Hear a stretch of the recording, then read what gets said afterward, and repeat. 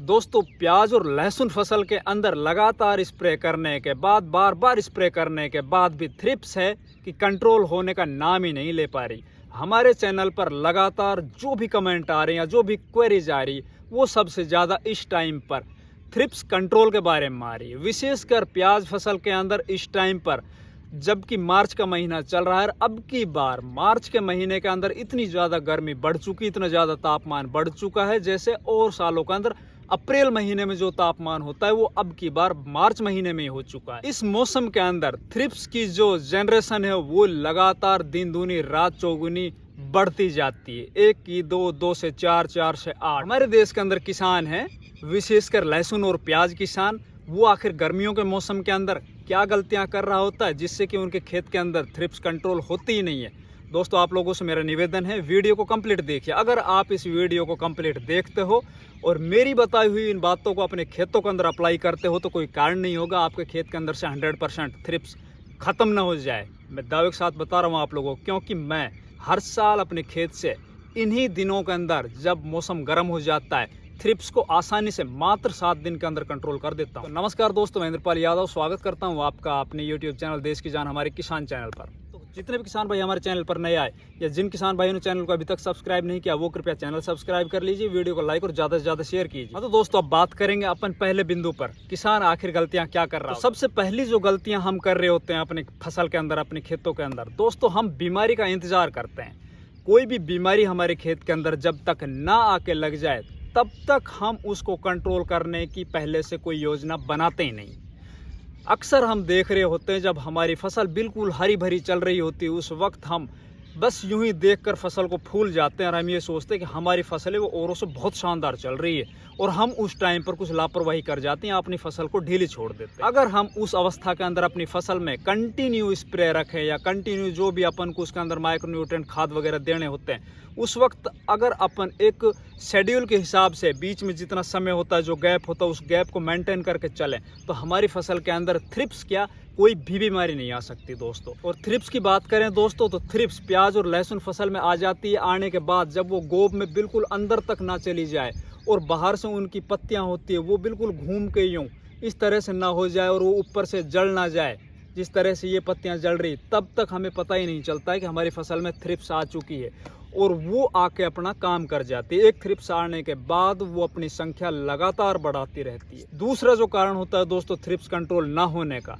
वो ये होता है कि प्याज और लहसुन फसल की बनावट ही कुछ ऐसी है। इसके अंदर जब अपन स्प्रे कर रहे होते हैं, क्योंकि थ्रिप्स है वो इनकी गोब के अंदर होती है, इसके अंदर होती है, आप लोगों को दिखा देता हूँ। और वो जो नई पत्तियां निकल रही होती है ना अंदर से, जो क्लोरोफिल लेके जितनी पर्णहरी 3 पत्तियों के अंदर होता है उसको ये चूसती रहती है। मतलब इन पत्तियों के अंदर जो हरापन है उसको थ्रिप्स है वो चट करती रहती है धीरे धीरे धीरे धीरे, और वो धीरे धीरे चट करने से पौधा है वो उसकी ग्रोथ है वो रुक जाती है, उसकी बढ़वार रुक जाती है। और अपन फिर इसके अंदर स्प्रे करेंगे। स्प्रे करते वक्त हम ये नहीं देखते हैं कि इस पौधे की बढ़वार किस तरह है। हम जब स्प्रे करेंगे तो स्प्रे है वो हमारी जितने भी कीटनाशक है वो सारी इन पत्तियों के ऊपर ही आ जाएगी। हमारा स्प्रे करने का जो तरीका होता है दोस्तों वो दूसरी फसलों की तरह ही प्याज और लहसुन फसल में होता है। अब बात करेंगे दोस्तों तीसरे टॉपिक पर। तीसरी गलती किसान क्या कर रहा होता है। देखिए हम जब अपनी फसल के अंदर स्प्रे कर रहे होते हैं उस टाइम पर हम जैसे कि दूसरी फसलों में स्प्रे कर रहे होते हैं उसी हिसाब से उतना ही पानी लेते हैं, उतना ही इंसेक्टिसाइड लेते हैं।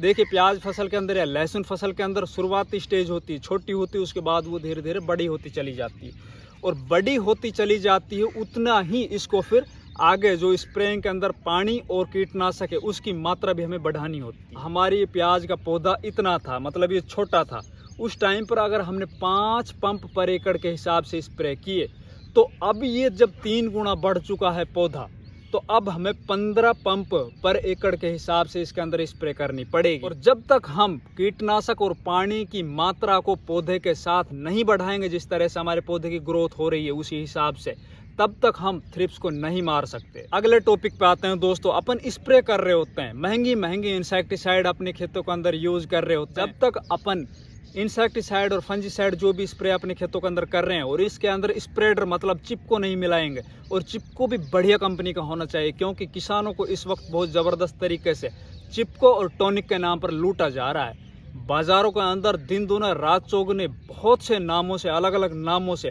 चिपको और टॉनिक अलग अलग नामों से मिल रहे हैं, जो आपको कोई भी दुकानदार है वो निश्चित तौर पर जब आप कोई भी कीटनाशक या फफूंदनाशक लेके आओगे ना तो आपके हाथ में थमा देगा।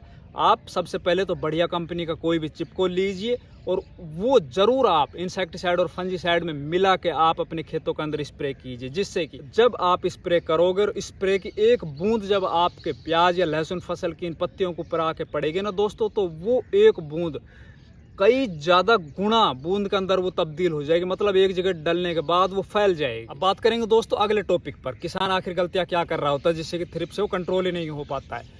अपन जब स्प्रे कर रहे होते हैं अपने खेतों के अंदर तो हम ये नहीं देखते हैं कि यार ये स्प्रे करने का समय है या नहीं है। देखिए, या तो आप अपने खेतों के अंदर स्प्रे करो तो आप सुबह के टाइम कीजिए।